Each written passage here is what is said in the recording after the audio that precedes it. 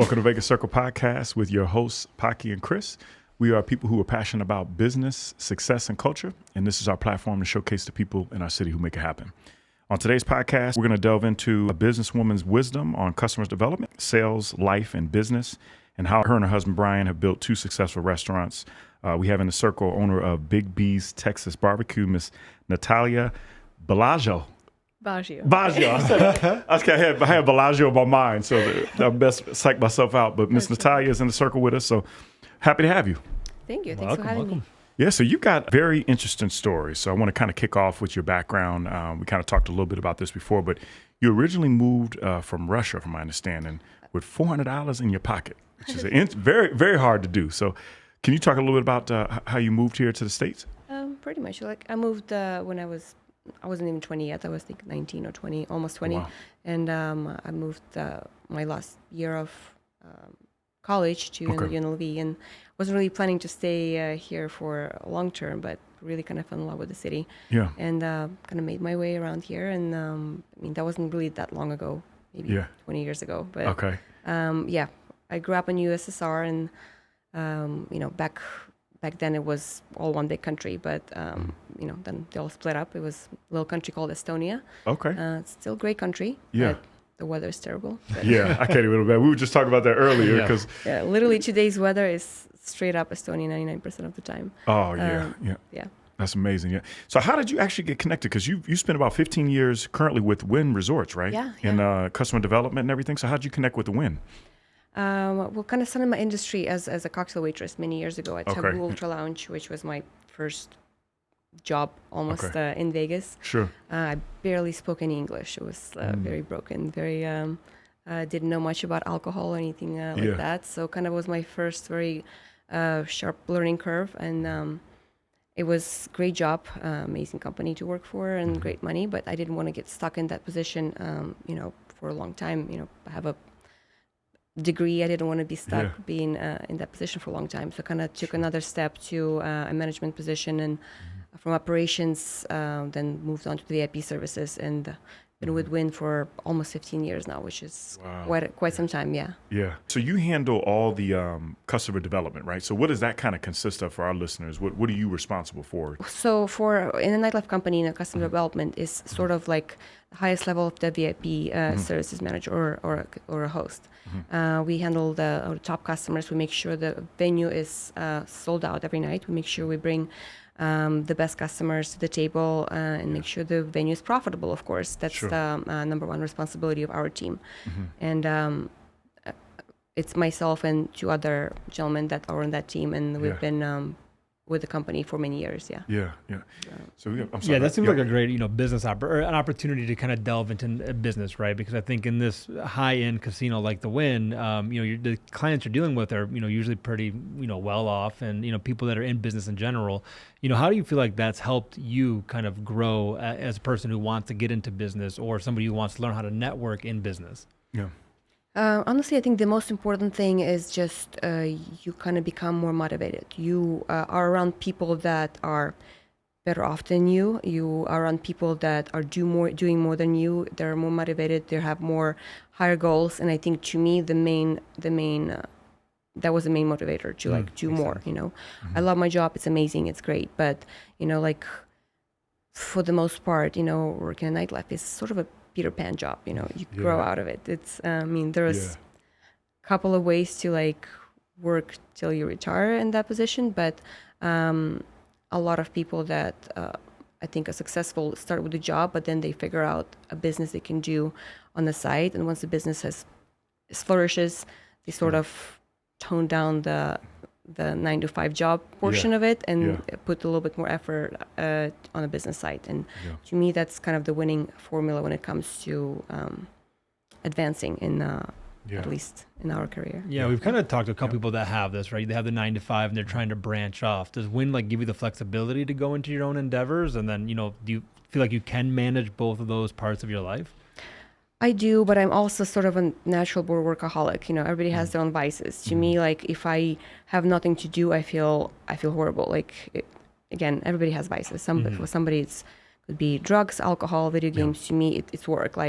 If I don't have something to do, I don't know what to do with myself. It's and I always do best when I'm slightly overwhelmed. Like if I put too much on my plate, I feel like I'm gonna get 95% of that done. But if I don't have enough on my plate, I feel like I'm just gonna procrastinate and don't get anything done. So I've been very fortunate with Wynn being very supportive of kind of giving me flexibility to have a business.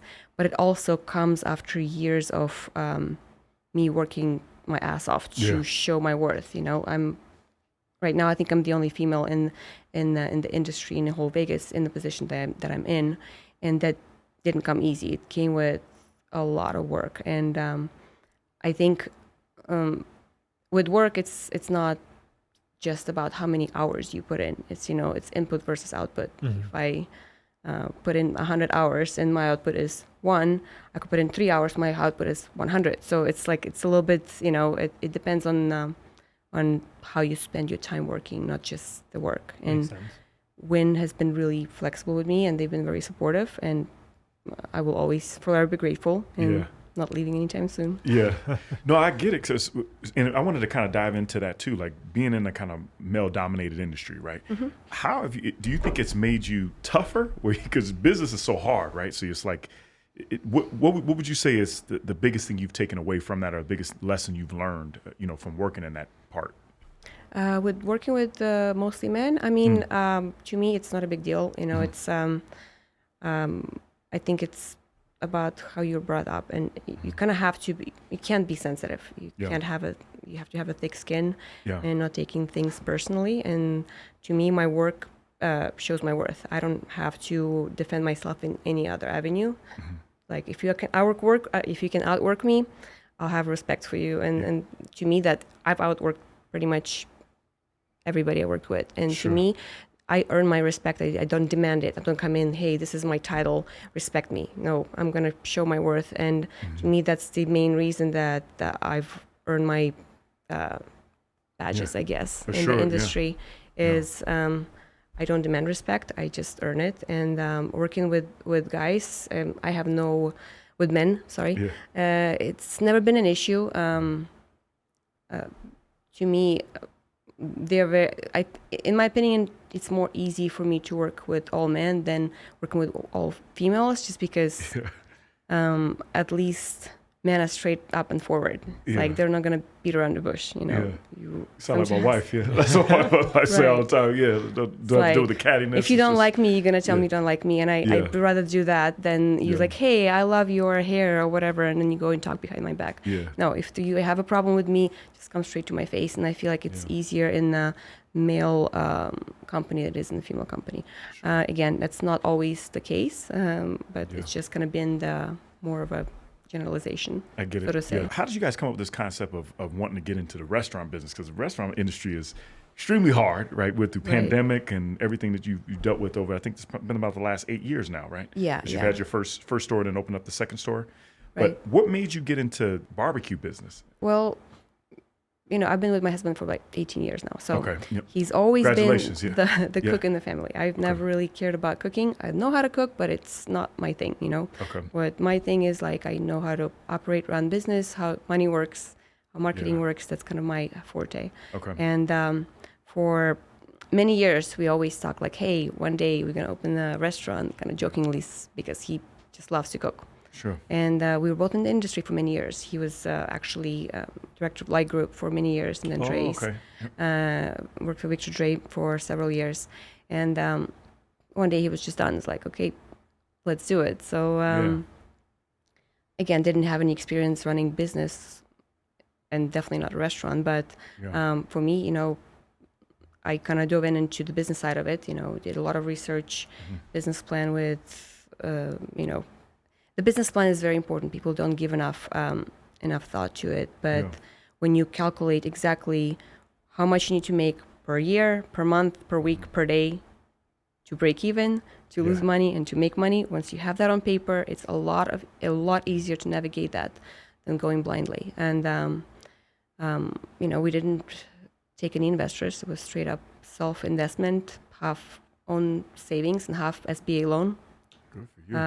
SBA loan is hard to get. It's a great loan because it's government backed. but it's very hard to get big, especially for the restaurant, because restaurant success rate is so low. Yeah. So when we came with the business plan, they were really impressed. And like, this is very, very thorough.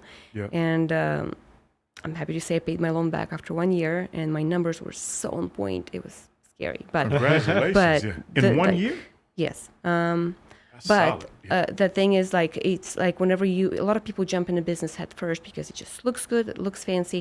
It's like, do your research. You were a lot better off. Like, I'm a numbers person, 100% numbers person. To me, if numbers don't make sense, I will not do anything. So I will, again, happy to help anybody if you need help with numbers. But to me, it's important before jumping in head first to know exactly where you need to be to make profit. Yeah. And where did this like concept come from? So, jumping in the register is so vast, and and it's a very competitive field to be in.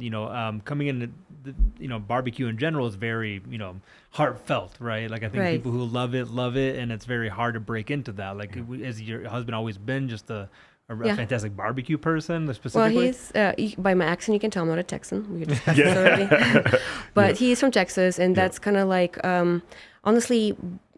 He always felt like in this town there was a few barbecue restaurants, but there wasn't a specific Texas style restaurant. And what makes Texas barbecue different? Barbecue is one of those things that you can't really discuss in the mixed company, because everybody will have a different opinion what good barbecue is, depending on where they grew up, where they're from, what they used to. What makes Texas barbecue specifically different is considered purist barbecue. What I mean by that is you do not cover it with sauce, you do not inject it. It's clean protein, meat, mostly beef, with very primitive rub, usually salt and pepper, and then every pit master would add a little bit of twist to it of some kind of other spice.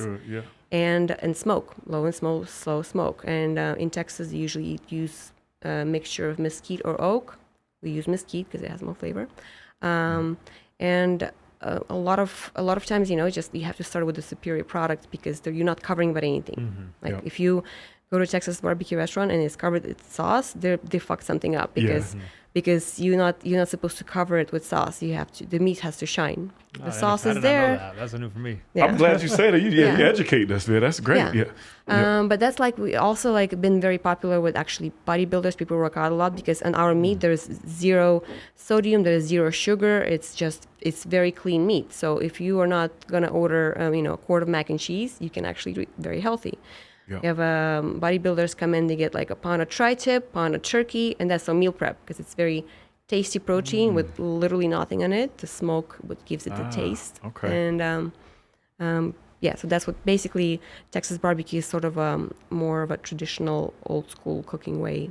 You don't inject anything in it. You're not covering it with the sauce. It's just meat and smoke.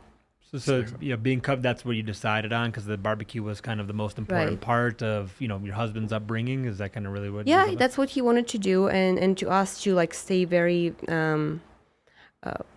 as authentic as possible. We also bring the wood from Texas. We actually truck it in mesquite from Hill Country in Texas by the truck. So it's like it's as authentic as it can get. Again, you are not in Texas, so in Texas they have different rules. Here, health department is very stringent of what we can and cannot do. Smokers being indoors, outdoors, out of elements. So you can't get exactly to the point as Texas does it, but we can get it as close as possible, I guess. So. Is that where the name actually comes from? Big B's? Is that Brian? Yeah. That's Brian. Okay, that's what I was trying to figure out. So he that's didn't his want to name. put his name on it, but he wanted to put the Texas, but to put Big B's in small letters and then Texas barbecue. Got it. So that's where the name comes from. Yeah. So this is privately owned. It's not franchised or anything like that. So you guys have a location in Henderson and also in Southwest Las Vegas. Yeah. Okay. Working on a third one, hopefully by the end of this year. So we don't know yet the exact details, but hopefully we'll have another one. Probably should do either Summerlin or Centennial Hills. I keep hearing those. Centennial Hills. Biggest, You name one of those. Yeah, that's good. Okay, so keep tabs on that. So your background numbers-wise, right? So especially with building business. So were you an international economics major, was my understanding? Yeah, finance and international marketing, yeah. Okay. I've been reading so much about finance and economics, specifically with being a small business owner. Do you feel like that's helped you, or do you feel like really just you and Brian building the business and figuring it out as you go, or do you feel like kind of the book smarts helped you too? I think it definitely helped me.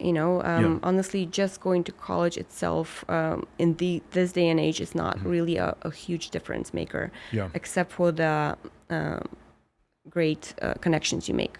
Sometimes those connections last 3 years, and they're more helpful than anything you can learn. But the actually going to college and having the structure of like I learn, I go home, you kind of move away from home, you start living on your own. To me, college was kind of essential. Again, I don't know if I didn't go, how it would turn out. Maybe differently, maybe not. But being a numbers person didn't quite come from college. I think I went to college for that degree because I was a numbers person. Got it. To me, it's like not really care about painting a beautiful thing. To me, everything that I learned had to make sense, and to me, numbers makes the most sense because there's no cheating with numbers. There's just it makes sense, it doesn't make sense. So that. To me, like I look at the room, I can tell you roughly how many square foot it is. I don't know. It's just something in my mind. Yes. So it doesn't. I didn't learn that in college. It kind of came natural, I think. Yeah. When you have like this economics degree and you try to transition into the restaurant, there's a lot of different elements to it, right? Developing even something as simple as you said, building smokers inside of a restaurant is a challenge you have to learn to overcome. Like, how did you figure out how to navigate just building out your restaurant to accommodate all the needs of the vision that you had? That came definitely. We learned a lot with the first restaurant. There was a huge learning curve, and just taking a chance on it. Like I said, building a business plan of numbers helps you a lot just to know where you're supposed to be with your numbers. Like if you're opening a restaurant, I had a couple of friends that own restaurant before that helped me with a little bit of advice, and that was also very, very important. It's hard to just jump into it at first, but you're running a restaurant, you understand if your rent should be 10% or less of your total sales. And it gives you a little bit of like, okay, if my rent is 12% this month, I need to step up. I need to step up. Your labor cost is supposed to be 25% or less, and again, if it's too high, you understand if you're going to lose money this month or you're going to have to cut the labor costs. Now, the product cost or whatever you're selling, that can vary. With barbecue, it's pretty expensive because nothing is frozen. Everything is fresh. Everything is like one brisket goes bad, that you're already jumping up 1%. So, but that took a lot of learning. That I honestly, they don't teach that in college. There's no school for that. Hey, this is how you open restaurants step by step. You kind of figure it out as you go. I think working in the casino industry helped me a lot. Just processes, reading the employee workbooks, just knowing what the labor laws are, stuff like that. Just coming from the background of working for casino for so many years, huge help. You can't just walk off the street and open the restaurant. But again, we learn our mistakes a lot, and those mistakes. If you have people that are doing something that you are planning to do, they're your friends. Always reach out, because most of the 99% of the time they'll help you, and even the smallest advice can avert a huge expensive mistake. And that makes a lot of sense. That makes complete sense. How do you guys market? Do you guys like traditional advertising to get your name out there and things like that? I think the most of marketing these days is mostly social media. And when I just moved to this town, 15, 20 years ago, it was all print marketing. Everything was everybody was buying radio ads, print advertisement. It just doesn't really work anymore. Even just nightclubs. Okay, so you go on vacation, wherever you go. Hawaii. I don't know. Are you gonna go pick up a newspaper and read where to go tonight? No. To me, the most powerful way of advertising is social media and word of mouth. What I would do is if I go to a vacation, Miami or anywhere, I'll ask my waiter, hey, where should I go tonight? What's your favorite place? So I think educating locals on your product is very important, and social media, because everybody's, even in a nightclub, everybody's on their phone, looking at the pictures, videos. So, but if you're on the strip, I think educating, if we're not on the strip, we're more for local customers. But if you are a product that's more for tourists, educating locals and kind of making locals your friend is the most integral part of your marketing structure, in my opinion. No, I 100%. You guys do a lot of catering. I think that's how I found out about you guys first on the Southwest setup. But what would you say is, because it's extremely hard to find, I don't want to say help, because there's people that are partnering with you that are employees, right? Yeah. But how do you deal with like the theft, right? Because that happens a lot with giving food away and things like that, or throwing food away, like you were saying. Things are is there policies and things like that you guys put in place to kind of modify that? You kind of have to expect some kind of acceptable loss, because that's going to happen. Yeah. We're fortunate enough that a lot of people that work with us have been with us for many years, and it's always a factor of trust. First, I'm going to trust you 100%. Sure. You mess up once. By mess up, I mean my trust is probably going to diminish. Yep.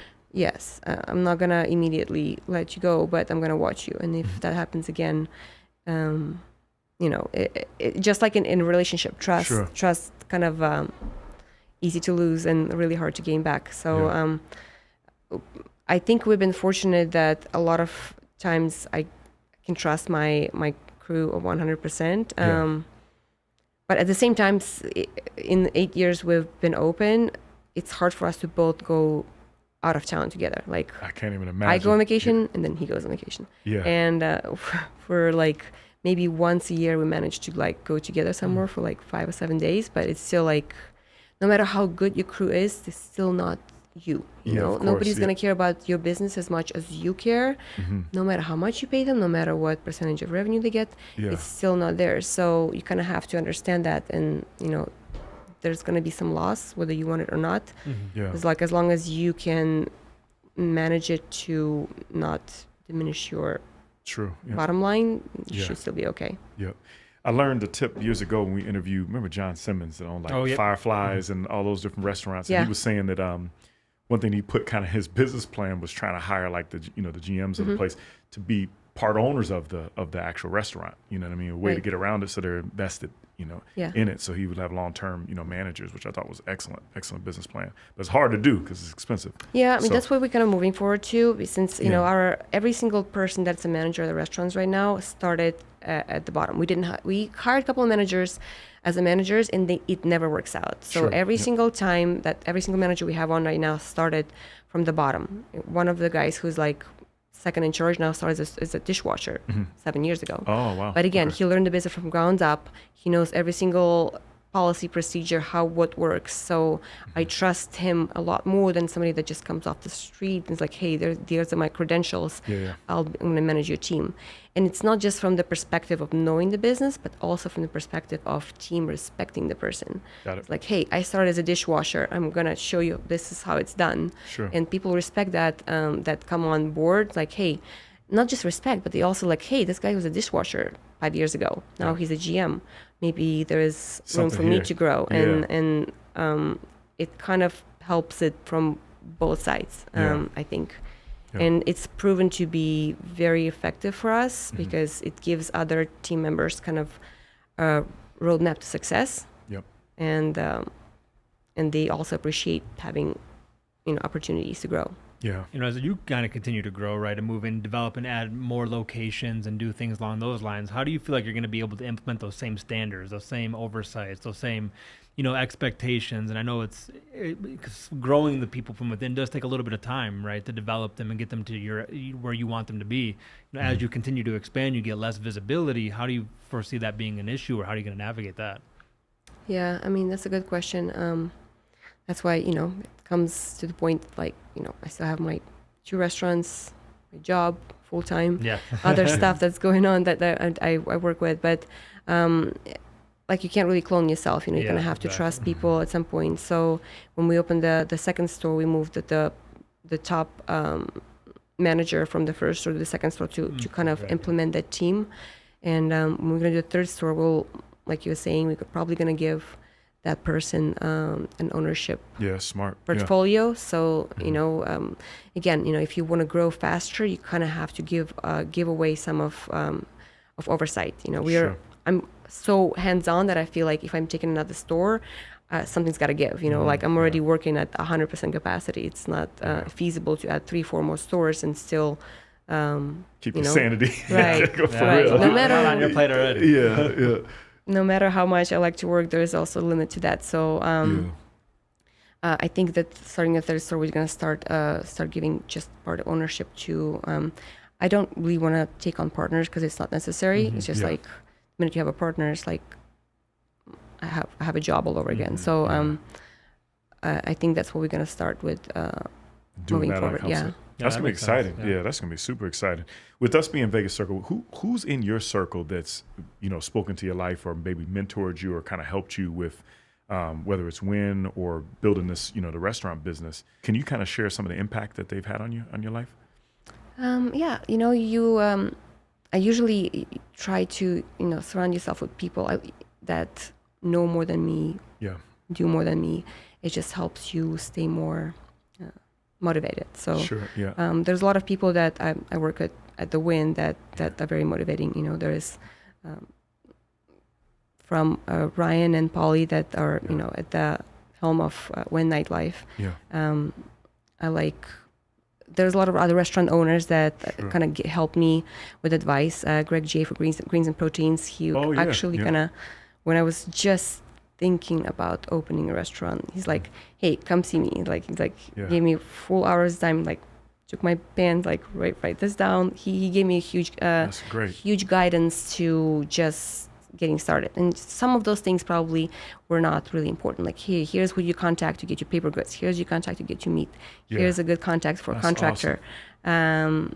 Kind of help you with.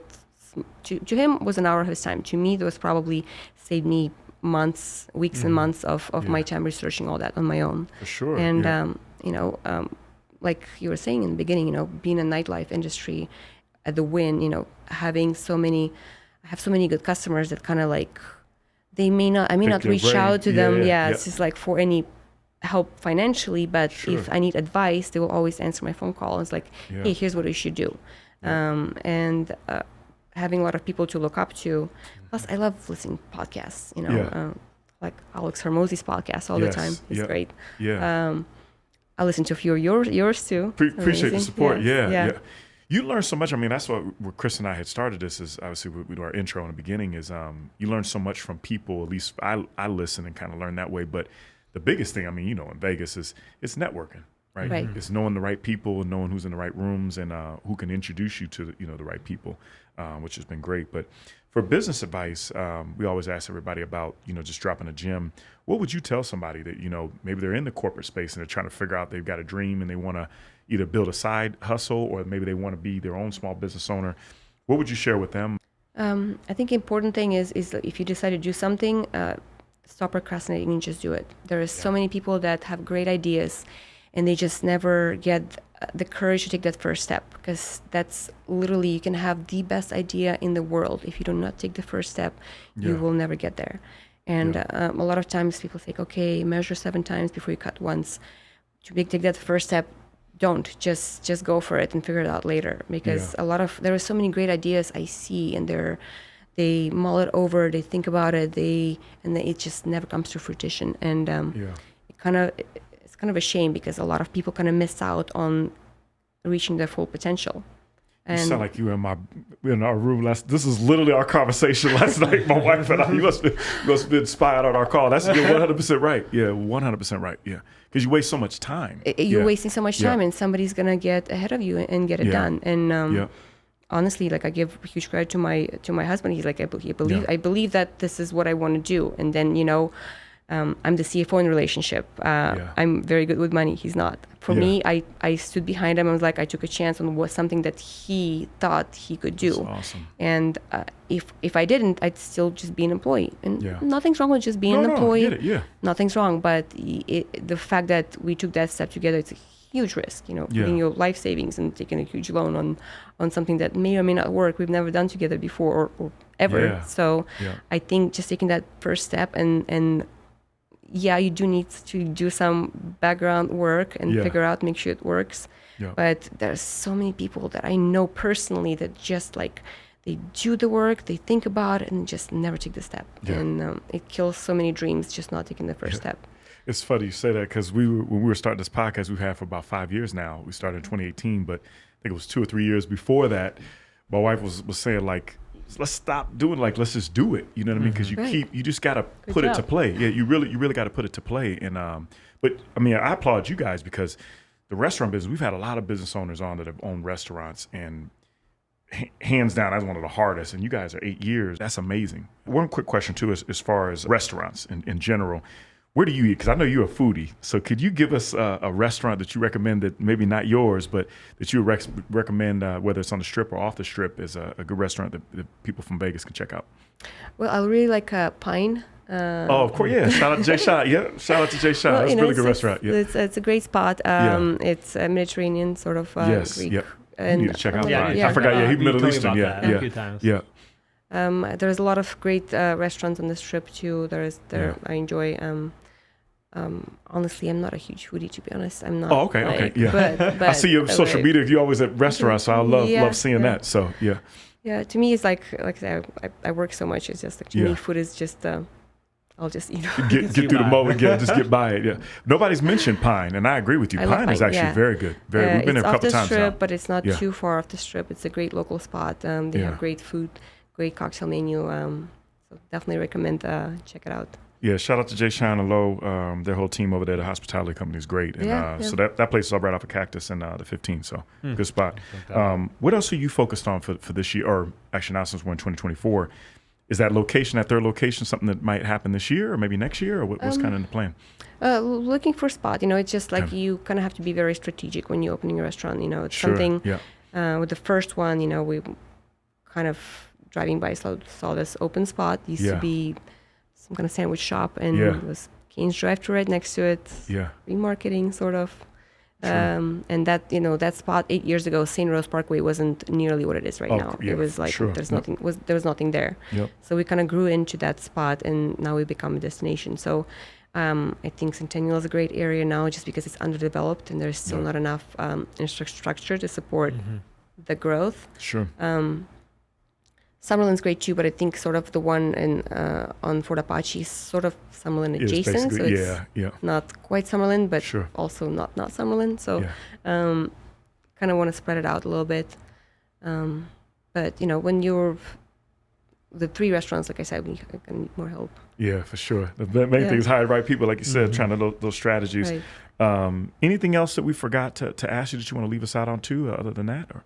I don't know. I think whatever industry you work in, and if you want to be productive, what I would say, you need to take care of yourself first. It's like, love that.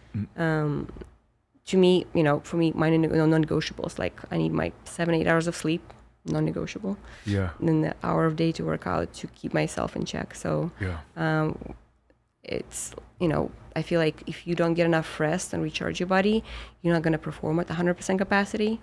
So let's say if I slept 3 hours, my brain capacity, my actual output is at 50%. So I work 8 hours. I technically only did 4 hours enough of work.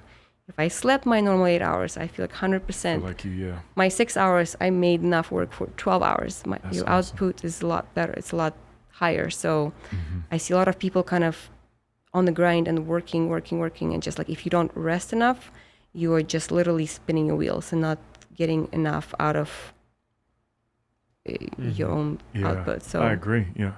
I got to work on that. Yeah, I do the sleeping one okay. I'm horrible with sleep. I'm so bad. We were just talking about it before. He was telling me about some stuff to take so I can go to sleep better. But you're right. If I lay down, I fall asleep within 2 seconds. Yeah, so I'm the same way. I gotta talk to you some more about that, man. That's good stuff, man. No, you dropped a lot of gems, Natalia. It was great, literally great to sit down with you. We support you and hope that the third business opens up and more to come. And shout out to Brian also. And what's the social handles that people can reach out to you on your personal and the business one? My Instagram is just literally my first name, my last name, without any dots, Natalia Badzjo. Awesome. And barbecue restaurant at Big BZ BBQ.